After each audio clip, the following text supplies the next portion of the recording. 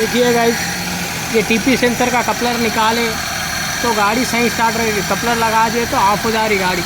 Total body भी इसकी देखिए ऐसा कर रही गाड़ी, टोटल बॉडी भी इसकी डाल के देखे अपन। इसके वायरिंग में प्रॉब्लम है, इसके वायरिंग में प्रॉब्लम रहने की वजह से ऐसा हो रहा है।